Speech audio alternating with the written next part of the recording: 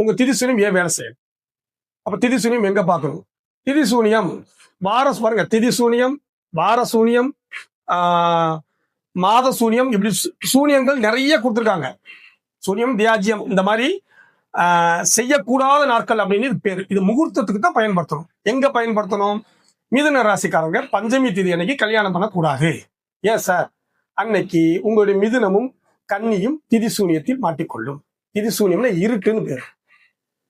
ஒரு இன்வால்வ் இல்லாம போயிடும், அவ்வளவுதான். சந்திராஷ்டமத்தோட இணையதான்னு வச்சுக்கோங்களேன்.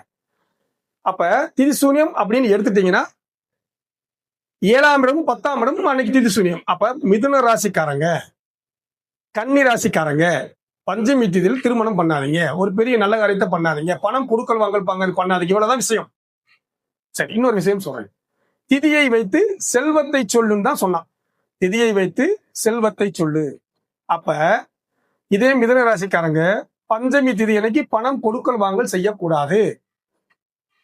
மேச ராசிக்காரங்க சஷ்டி திதி அன்னைக்கு பணம் கொடுக்கல் வாங்கல் செய்யக்கூடாது. சிம்ம ராசிக்காரங்க நவமி திதி, தசமி திதி அன்னைக்கு பணம் கொடுக்கல் வாங்கல் செய்யக்கூடாது. இவ்வளவுதான்.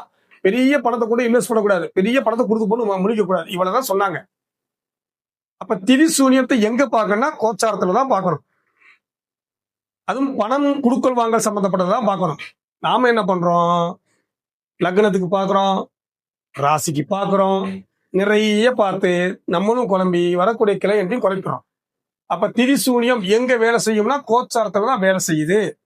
உங்க ராசி எதுன்னு பாத்துக்கோங்க. அந்த ராசி திதிசூனியமாக வரும் நாளில் பணம் கொடுக்கல் வாங்கல் செய்யக்கூடாது. இவ்வளவுதான் அந்த திதிசூனியம் சொல்லுது. நன்றி, வணக்கம்.